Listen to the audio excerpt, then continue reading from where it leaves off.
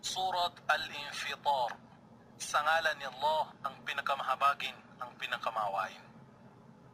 Kapag ang kalangitan ay magbitag sa pagkalansag, at kapag ang mga bituin ay mga laglag at magsipangalat, at kapag ang karagatan ay sumambulat at magkahalo-halo, at kapag ang mga libingan ay bumaligtad upang iluwa ang kanilang laman, sa gayon, mapag-aalaman ng bawat tao o kaluluwa kung ano ang kanyang natupad na mabuti at kung ano ang kanyang iniwan na masama.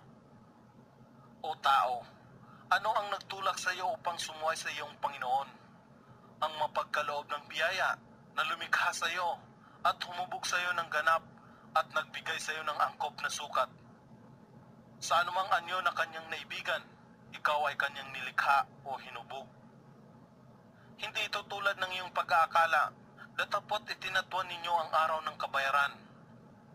Gantimpala sa mabubuting gawa at kaparusahan sa masasamang gawa, at katotohanan na may nagbabantay na mga anghel sa inyo upang magsulit. Mararangal na mga anghel na nagtatala ng inyong mga gawa, batid nila ang lahat ng inyong ginagawa. Katotohanan, sa mga matutuwid na nananampalataya, sa kanila ang kaligayahan sa paraiso. At katotohanan, ang mga makasalanan ay parurusahan sa naglalagablab na apoy ng impyerno. Sila ay magsisipasok dito sa impyerno sa araw ng kabayaran. At sila na makasalanan ay hindi makakawala rito. Alalaong baga, hindi sila makakatakas sa impyerno. At paano mo mapag-aalaman kung ano ang araw ng kabayaran?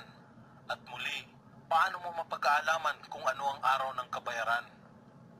Ito ang araw na walang kakayahan ang sinumang tao na makagawa ng anumang tulong sa ibang tao o kaluluwa. At sa araw na ito, tanging kay Allah lamang ang lubos na pag-utos at pasya. Surat Al-Mutaffifin.